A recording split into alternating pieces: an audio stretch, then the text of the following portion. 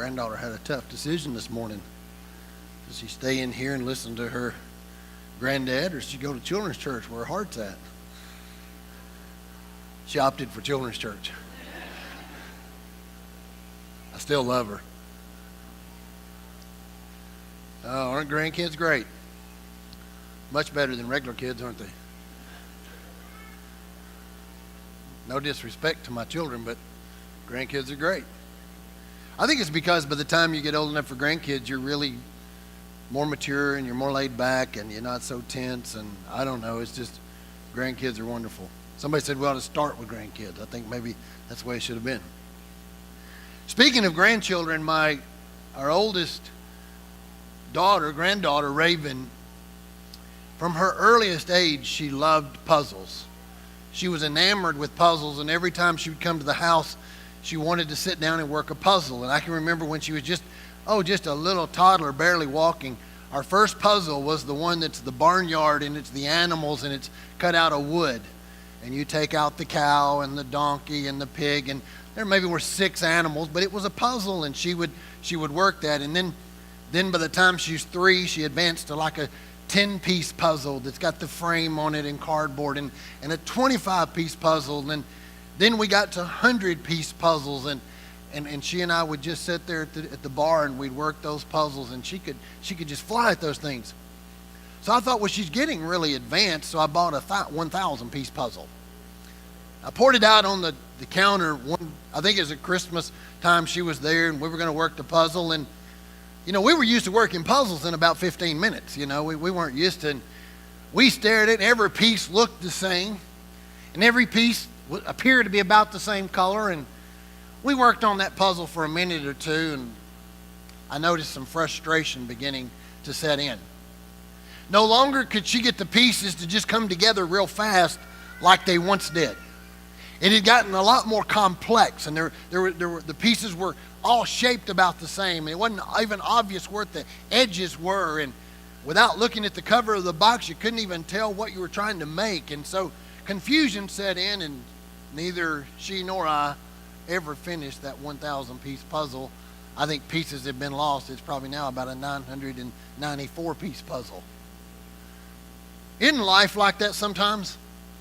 Sometimes it feels like when we first start out in life, it's just a few pieces of a puzzle, and we can put it together, and it's pretty easy. But life hits a point sometimes where it's like there's 1,000 pieces, and we just can't get it to connect together the way that it should connect. And some of you here today could testify that your life has not gone the way you kind of planned it to be. You didn't foresee your relationships going this way. You had planned them to go a certain way, and now they've gone another way. Or you thought your career was going to go this way, and somewhere along the path it started going this way. Or your children didn't turn out how you had it pictured when you first carried that little baby in your arms. You thought they would all be like this, but God had had other plans, and they've had their own will, and it's gone this way. And your financial situation, maybe you thought you would be one of the mega billionaires, and you've turned out that's not how it's planned. And so we get frustrated with life because we don't know what to do. Wouldn't it be nice to get life advice from the greatest expert of life who ever lived? Wouldn't that be cool? We just this morning get some advice from a man who was, according to the Bible, the wisest man. And God chose a man to teach us about life who was the most qualified teacher, second only to Jesus Christ, there ever was.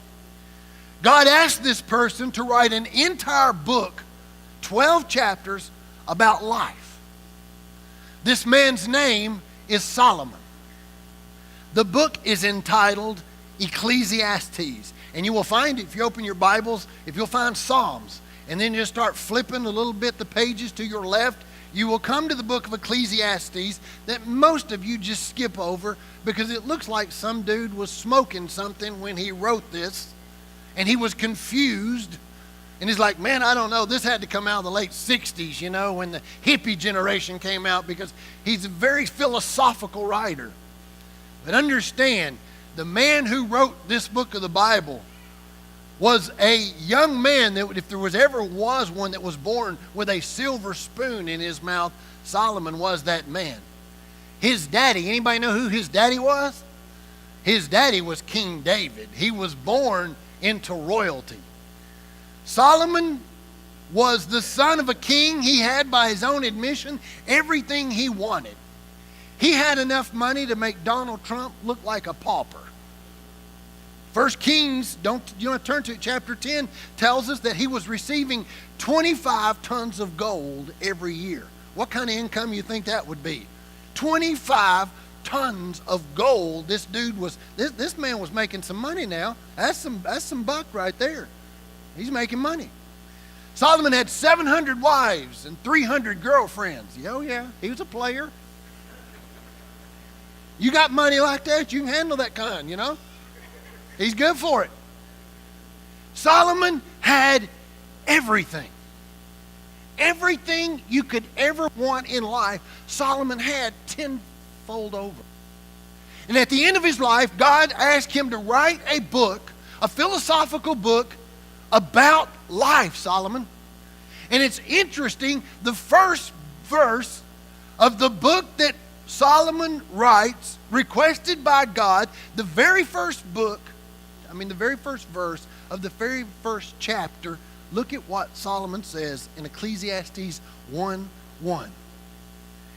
Everything is meaningless, says the teacher, completely meaningless. This man has had everything in his life you could ever want. Money, riches, women, the fastest horses in the land. Oh yeah, he'd have had a Ferrari, but they just weren't invented yet. He'd have had a fleet of them. He had everything he ever wanted, and he's basically saying, there is nothing in my life that has been meaningful that I haven't even tell you about. I've got nothing to write about. This is going to be the most boring book you've ever read in your life about life, because nothing means anything. So Solomon, at the end of his life, begins to write. He's much like the man who said, I was dying to finish high school so I could go to college. Then I was dying to finish college so I could get a job. Then I was dying to get married so I could have children. Then I was dying for them to turn 18 so the house would be quiet again and they could leave home. Then I was dying to retire so I could relax from my labor and travel. And now I find I'm just waiting to die. That's much the mindset that Solomon has as he writes this. And you know, we live in a world that is looking for something to, quote unquote, turn us on. So something that will light my fire, something that will give me a sense of worth, a sense of value, a sense of meaning, and a sense of purpose. And we spend our entire life searching for something to give us purpose and meaning and substance. And at times, we do feel it. At times, we find something that fills that void, but 99 times out of 100, it's empty and it passes, it fades, and we go, where did it go and what was that? Solomon's entire life is recorded in this book, and his teachings, if you get nothing else about what I want to say this morning, I want you to get this. Solomon is telling us when life gets disconnected from God and eternity, it becomes meaningless. Let me say it again.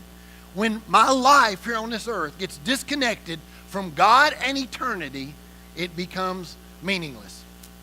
Solomon's entire book is written about what he will call in many versions your time under the sun. What that means is your time here on this earth. And so he takes us on a journey, and let's begin in chapter 2. We're not going to cover all 12 chapters. We can't today, but I want to begin in chapter 2, and let's go on this journey that Solomon goes on as he tries as a young man to fill that void in his life. Give me something that is meaningful, something that has purpose. He begins with pleasure. Isn't that much the way young people begin? It's pleasure. I was thinking about it as I was working on this message, and I thought, you know, what is it about being young that a young man all full of testosterone and ignorance will get on a crotch rocket and go 160 miles an hour down Interstate 75, weaving in and out of traffic? He's looking for that high. He's looking for that moment. And at this point in young people's lives, they feel invincible. It's like they've taken that drug. I'm invincible and they can't get me. I won it on the video game last night, so watch me do it right here. Or what gives that young 21-year-old girl right out of college, what does she think when she walks out of that nightclub at 2 in the morning, dressed the way she's dressed, that she's okay, nobody's going to bother her as she walks down a dark alley home? It's that invincibility. And so Solomon is going through life, and he's like, I want to try pleasure. So let's begin with verse 1. He said, I said to myself, let's try pleasure. Let's look for the good things in life. But I found that this too was meaningless. So I said, laughter is silly. What good does it do to seek pleasure? After much thought, I decided to cheer myself with wine. And while still seeking wisdom, I clutched at foolishness. In this way, I tried to experience the only happiness most people find during their brief life in this world. Solomon said, man, I wanted to party. And Solomon was the party. He didn't have to go looking for it. You came to Solomon's place, you wanted to party. And he said, I tried laughter. I brought in people to make me laugh. And I tried wine. And I tried all the things I could to bring me happiness. I wanted to find meaning and purpose in pleasure. You know, when I was younger, I'm not as young as Bobby is. I think Bobby was on roller coasters this week. I used to like roller coasters. Now they give me headaches. I don't know what it is. But I used to like a big old high roller coaster that goes sweeping fast and in fast turns. And I think about it, you know, it was 60 seconds of fun, and I'd wait in line in 95-degree heat for an hour and a half. I remember being in Six Flags back when Looney Tunes, I don't even know if they're still there. And I watched every Looney Tune cartoon that day that was available. Bugs Bunny, I watched them all as I waited in line for that 60 seconds of fun. And oftentimes, pleasure, that's what it's done. Solomon's not saying I didn't have a good time, but he said it was that 60 seconds of fun, and it passed. Why is it we have a drug problem in America? Why is it that we have addiction issues in America? Because people are looking for something to fill a void in their life, that 60 seconds of pleasure, but they miss the 90 minutes of waiting and the pain that it brings in the meantime. So Solomon said, I started with pleasure. But he goes on in his life. Look at verse 4. Look at all the things he tries. I also tried to find meaning by building huge homes for myself and by planting beautiful vineyards. I made gardens and parks, filling them with all kinds of fruit trees. I built reservoirs to collect the water to irrigate my many flourishing groves. I bought slaves, both men and women, and others were born into my household. I also owned large herds and flocks, more than any of the kings who had ever lived in Jerusalem before me. I collected great sums of silver and gold, the treasures of many kings and provinces. I hired beautiful singers, both men and women, and had many beautiful concubines. I had everything a man could desire. Man, Solomon had the American dream before we ever became a nation. I mean, he said, I built big houses, and I had gardens. And my family had children. I had all kinds of children born into my house. And I had people who worked for me. I had a huge staff. I had more herds than anybody else. I had collected silver and gold. And I had singers who would sing to me. And I did all of these things. But let's look at verse 9, how it turns out. Chapter 2, he says, so I became greater than all who had lived in Jerusalem before me. And my wisdom never failed me. Anything I wanted, I would take. I just denied myself no pleasure. I even found great pleasure in hard work, a reward for all my labors. Notice verse 11. But as I looked at everything I had worked so hard to accomplish, it was all so meaningless. Like chasing the wind, there was nothing really worthwhile anywhere. Here's a great illustration. If you want to know what life on this earth is like, and I'm not here to depress you. I'm here to encourage you by the time we get to the end. We got to establish a baseline here this morning. Our life is like chasing the wind. Go out in the parking lot. God has given us a beautiful breeze yesterday and today, and I thank God for it. But when you feel a breeze come through between here and your car, grab it. Hold on to it. Get you a big puff of wind and hold on to it and take it with you in your car. And you'll be out there running around all afternoon trying to hold on to it. And Solomon's saying, I found that's what life was like. It's like I would grab it. I could feel it for a moment. You can feel the breeze, and it feels good, but it's for a moment, and it fades. And he said, it's like I grab it, I would enjoy it, and then it fades, and I was empty again, and it was meaningless. And he said, the horses, they were great. And all the wives, they were wonderful. And all the gold was wonderful. But it faded. After a period of time, it didn't do it for me anymore. So he keeps searching.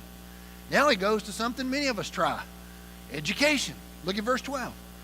So I decided to compare wisdom with foolishness and madness. Now, some background on Solomon for those of you who don't know. Early in his life, in a dream, God said, Solomon, I'll give you anything you want. And Solomon said, I want wisdom. I want to be the wisest man there ever was, and God granted him that wish. Solomon was a very smart man. So he's comparing here the difference between he who has a double master's and 5 doctorate degrees versus someone who dropped out in 3rd grade is what he's comparing here. And look what he finds. Verse 13, I thought, wisdom is better than foolishness, just as light is better than darkness.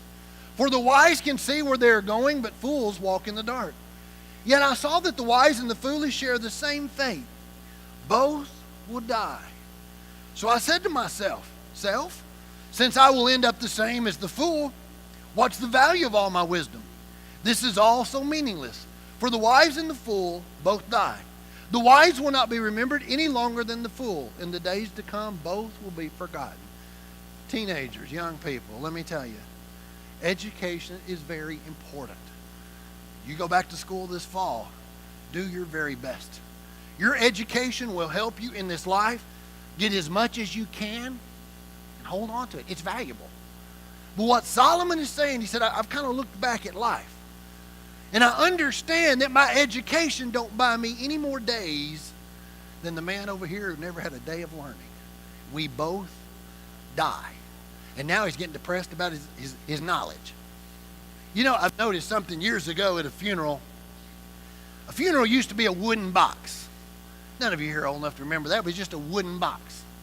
And there would be a horse-drawn carriage outside the little chapel of the church, and they would carry that wooden box and put it on a horse-drawn carriage and wheel you out to the cemetery somewhere. And 2 men would take some ropes, probably that they got out of the barn, and they would put one under one end and one under the other end, and they would lower you into the ground. Not anymore, is it? Oh, no. We got copper caskets nowadays. I mean, we've got advanced. And we'll even put a drainage system under your vault if you want one, just so that you don't get wet. And we don't have an old chapel anymore. We've got advanced. It's got Wi-Fi. It's got speakers all in there. They're going to hear the best music at your funeral you have ever heard. And you always wanted to ride in a limousine, didn't you? And you're going to get your chance, maybe even a fleet of them. There may even be a couple of police officers that'll lead you that day. Traffic will stop as you go by. And it won't be 2 ropes that'll lower you in the ground. It's going to be a nickel-plated machine with shiny braided wire to lower you into the ground. You're going to have, but you both die. And Solomon's saying, you know what? I've looked back at it and I go, it doesn't matter whether the man was educated or not. They both die. So to me now it's meaningless. He said, I've tried pleasure. I've tried all the stuff the world has, the homes and having kids and money. And I've tried education, and I've tried all of that, and everything is meaningless. So now in verse 18, he talks about his money. He said, I came to hate all of my hard work here on earth. Most of us feel that way every Monday morning, don't we? But look at why he hates it. I came to hate all the work here on earth, for I must leave it to others, everything I've earned. And who can tell whether my successors will be wise or foolish? Yet they will control everything I have gained by my skill and hard work under the sun. How meaningless. So I gave up in despair, questioning the value of all my hard work in this world. He comes to the conclusion, I've worked hard all of my life. I've gained all this stuff, and now he's beginning to wonder, who's going to get my stuff? And will they appreciate it? You know, I told Nancy, she don't know what I'm about to say, but I was going to say it anyway. We pray the Lord comes back and we go in the rapture, but if that don't happen, I figure I'll die first. I don't know, it just seems like that's the way it's going to go. But if I die first and she's left here, it may be 6 months. She says she's never going to get remarried. I don't know. We always do right the opposite of what we say. But she said, no, I ain't never going to get remarried. I'm dedicated to you. But 6 months, 9 months, year down the road, some dude, some liar, will come spin the tail. And you'll see my Jeep going down the road, but it's not me in it. And he won't have paid a penny for that Jeep. And he'll be sitting in my recliner, watching my TV, changing my remote, and didn't pay a penny to be there. And if my clothes fit him, he'll be rummaging through my closet, wearing my clothes. Why? Because I'm not here anymore. Solomon is thinking about, I have worked all of my life for this stuff. And he's probably looked at his kids and he's going, I don't know who I'm going to put in the will. Some of you have kind of wondered about that, hadn't you? My kid's going to take this over? I don't know about that. And Solomon's going, what is the point? Some other dude's going to drive my Jeep and live in my house and wear my clothes. What was the point in my labor? Now we get to chapter 3. Here's the real 60s chapter right here. This is where it starts with all the time things. They wrote songs about it. There's a time to live and a time to die, a time to plant, a time to reap, a time to sleep and a time to work, and it's a time, and there's a time for this and a time for that, and a time to eat chocolate cookies, and a time to go on a diet, and a time to take the kids to school, and a time to watch them leave home, and a time to work, and a time to retire, and a time to make money, and a time to spend money. And it's deep if we think about it. What Solomon is lamenting here is that he realizes he lives in a closed universe that is surrounded and governed and controlled by time. And he hates it. I don't like time. He's living in a closed universe. He said, about the time I get one problem solved, something else happens. And about the time I begin to enjoy this, I find it's time to move on. Last night we had some great friends come up to the house, and we were sitting on the deck, and we got confused about time. Because where we live, we all go by our phones now. I don't know what we'd do without a phone. I don't think some of us could function. But our phones had all different times on them because depending on what towers yours chooses to ping on, it may hit a central time zone or it may hit a eastern time zone. And so we were confused about time, and all of a sudden we realized it was later than we thought, and it was time to move on. And I made the comment, one of these days we'll be able to sit here in a world that is not governed by time. But we are restricted and mandated by time. We go on a vacation and we only can stay for a period of time. 7 days. There's a time to vacation and go to the ocean, and we can't wait. We wait the other 51 weeks of the year for that moment when it's Friday and we're off work and we're going to see the sun and the salt, and we go and we enjoy it. But when next Thursday comes and it's the last day of vacation, that dread begins to come over us because time tells us we must pack up our bags and go home. And we're dictated by time. And our babies, we rock them in our arms, and moms wish they'd stay babies forever, but they don't. They grow up and they leave home because we live in a closed universe that is dictated by time. And Solomon hates it. Time. Wouldn't it be nice if we didn't have time? We just did what we wanted for as long as we wanted. Yesterday I was on the phone with my oldest son, Josh. He'll get mad if he hears me saying this, but it's okay. I thought it was a sweet moment. But his daughter just got back from playing softball in California. He didn't get to go. It didn't work where he could go, and the schedules didn't align. And he said, I wanted to see if she could make it. She's 13 years old. There comes a point where she has to make her decisions for her life. And He said Monday morning the game was being live streamed, and I watched it on his phone. It's amazing what you can do nowadays. I said, I didn't know she's on TV. Well, she wasn't. It's live streamed, and then he lost me. I'm like, what channel? I don't get any channels on my phone. But he said a tear came to my eye because I wasn't there for my daughter, and I realized I've only got 3 or 4 more years, and time is going to say that she moves on. I said, Josh, you think it makes you cry? It seems like yesterday. I was putting a bat bag and 2 big boys in a 2-seater Pontiac Fiero. Try this sometime. Try to take 2 grown boys, a dad, 2 Army duffel bags of equipment, and put them in a Pontiac Fiero and drive about 40 miles to a ball game. But he knew what I was talking about. I said, son, it seems like yesterday I was driving you at 13 years old to Dunlap, Tennessee to play Dixie Youth Baseball. I don't know where time has gone. It slipped away. And when we think about these things, it makes me angry. It makes me sad. It makes me want to cry. And this is the sentiment that Solomon has. Are you depressed yet? Well, hang on. It gets even worse before it gets better.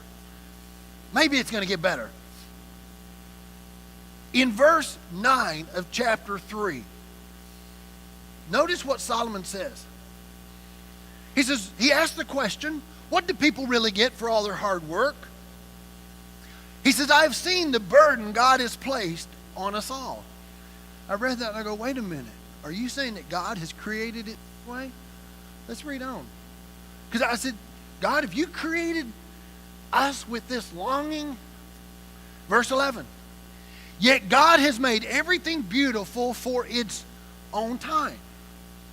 He has planted eternity in the human heart, but even so, people cannot see the whole scope of God's work from beginning to end. I got right there and I just stopped.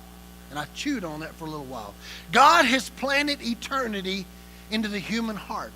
I believe what Solomon is saying is God has created in us a void, wanting for something that is not bound by time. I've got a void in my heart. I've got a longing in my life. I'm looking for something with purpose, something with meaning, something that will last. But everything on this earth that I try is mandated in this closed universe by time. And so I try it for a while, but it fades. And I try this for a while, and it fades. And I try children for a while. I just absorb my life in my children, and then they grow up and they leave me. Who do they think they are? And so I try it in my career for a while, but then they're telling me I'm old and I need to retire, and now what am I going to do? And Solomon says God has built us with he's planted eternity in the human heart. This void can only be filled by God, but we keep trying to fill it, being humanity, with human things under the sun. So Solomon's point is this. I started with this. When our life gets disconnected from God and from eternity, it becomes meaningless. Think about it this way. Any of you that have been parents and had children, you know what I'm talking about. It's Christmas Eve. The gifts are wrapped, or maybe they're not wrapped, but they're placed under the tree. The kids can't wait. They haven't slept for days. They haven't slept for days, waiting for that moment on Christmas morning when they can open those gifts. And you can't wait either, but you wish they wouldn't come in your bedroom at 3 a.m. Can you not at least sleep till 6:30? But they can't wait, Mommy. Daddy, I've been waiting for this. This is the greatest toy I've ever had. I've been wanting it all my life, and I'm going to love it forever, and it's just going to be my favorite. And so at 3 a.m., you drag your sleepy carcass down the steps, and you go, it's Christmas. You're not ready yet. But those kids, they open those gifts, and they've got trains and trucks and dolls and video games and whatever that you have showered them with. It won't be 2 weeks. They'll walk into the kitchen and say, Mommy, Daddy, I'm bored. I ain't got anything to do. You venture down the hallway, look in the bedroom, and that toy, the parts are everywhere now. You can't even recognize it anymore. And you'll say, well, what about, I just bought you this. I'm tired of that. What's happened? They live in a closed universe that's mandated by time. It's only going to satisfy them. You don't go buy a child one toy at age 3 and it works till they're 18 years old. Never worked that way for me. It lasts for a moment. And you say, well, when we get older, we're not that way. Oh, we are. Remember going on that lot and finding that new car, and you open that door and just went, man, just the smell's worth it. They've tried to bottle new car scent. Oh, it smells horrible. Real thing. I've tried buying leather at the furniture store and just put it under the seat so my car would smell like leather. It don't work. But you bought that new car. And you had all these rules. Nobody with muddy feet. There'll be no drinks in it. We'll never eat in it. I may not even let you ride in it. But we got it. Man, you washed it every day. I remember the first Camaro I ever got. Washed the paint off that thing. Washed it and washed it every day. Didn't matter if you even got out of the garage. Got to wash it. Won't be 2 years later, you'll be down Lowe's hauling lumber in it. Right? I've done it. I put 102 before in the Ford Taurus one time. I don't know if I'm in the Guinness Book of World Records or not, but I did it. A trophy. You wanted it so bad, whatever it was in life. Now it's somewhere in a closet collecting dust. That sofa, remember when they delivered it? Man, it was so pretty. You said those flowers match my wallpaper so good. That mauve will be my color forever, you know? Just love mauve. Anybody remember mauve? Oh, yeah. Mauve and blue. That was right after, rust. Rust was popular years ago, rust colored. I'm old enough to remember that. Then we went everything white, we went everything bland. But you bought that mauve sofa, the prettiest thing you'd ever seen in your life. Little Billy come in, he's going to say, don't you sit on my sofa in them dirty clothes. I bought you a white suit, put it on. That's the only thing can sit on my sofa. A few years later, it's in the front yard in a yard sale. $25. Nobody wanted it that day. Finally, some guy come by at 5 o'clock in the truck and said, just take it with you. I'm sick of it. It happens, doesn't it? Life. We keep trying to find something that we can grab. But guys, we're not in the land of the living headed to the land of the dying. We're in the land of the dying headed to the land of the living. But we keep trying to fill the eternal void with stuff that is in this closed-in universe that is limited and mandated by time. Time is a curse word. I hate it. Because the world that I'm wanting to go to, time does not exist. Forever is not mandated by time. Our God, and this gets beyond what I can imagine, our God is sovereign, and our God transcends time. Our God has no beginning, and He has no end. The only reason He put us here in a timed environment, because it's the only way we can understand anything. None of you can tell me how God always has been. If you can, I'll take you to lunch and you explain it to me. How can you tell me that God has no beginning and He has no end? And so I want to go to a world that I have a beginning, so they tell me. I've got a date of birth and I got a birth certificate, so I know where I began. But as an eternal being, I have no end. And so what happens in this life, guys, is we try to take and substitute the void. We try to fill the void. Solomon says God has placed eternity in your heart. Meaning, there's a place inside of you that can only be filled with things that are eternal. But what we keep doing in this world is we try to fill it with things that are of time. And then when the glitter wears off, we have to find something else. And we have to find something else. And we keep filling it. And Solomon is going, I've tried everything. Everything, I've had everything, and it's all meaningless. Well, let's keep reading. Verse 12, chapter 3. Notice what he says. So I concluded there is nothing better than to be happy and enjoy ourselves as long as we can. And people should eat and drink and enjoy the fruits of their labors, for these are gifts from God. And I know that whatever God does is final. Nothing can be added to it or taken from it. God's purpose is that people should fear Him. Solomon is saying that life under the sun is a gift from God and we should enjoy it. What he's saying is don't enjoy the gifts apart from the Creator. Don't detach what God has given you to enjoy. There's nothing wrong with having the car. Enjoy the car, but don't detach it from the Creator who gave it to you. And we'll go further into that next Sunday. I heard a story I'm going to share with you from Dr. Tony Evans. I love to hear Dr. Evans teach. And Dr. Evans, if you've ever heard him teach, you know he's a big fan of fried chicken. He calls it the heavenly bird.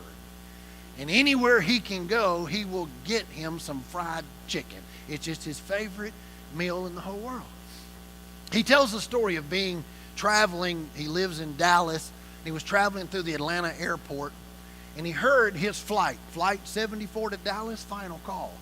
And he said, about the time I heard him make that call, I smelled fried chicken. And he said it was the best smelling fried chicken. He said I hadn't ate anything that day. And he said that chicken smelled like it had been made in heaven, and it was calling my name. But over the intercom, they were saying, last call, flight 74 to Dallas. He said I had to make a decision. Do I go in there to the restaurant and eat the chicken and miss the flight? Or do I get on board and take the flight and do without the chicken? He said, it was a real quandary there for a moment what I was going to do. He said, I decided this. I'd run in the restaurant, get me a box of chicken to go, run and get on the flight and eat the chicken on the way to Dallas. So he said, I ran in there and I hollered, my plane's leaving. Give me some chicken. He said, they threw it in a box. And I flung some money at him. He said, I got on that plane. He says, I went home. As I was flying home, he said, it occurred to me that's how life is. He said, I went to the airport to get on the plane. I didn't go to the airport to eat chicken. And he said, there's nothing wrong with the chicken as long as I don't miss the flight.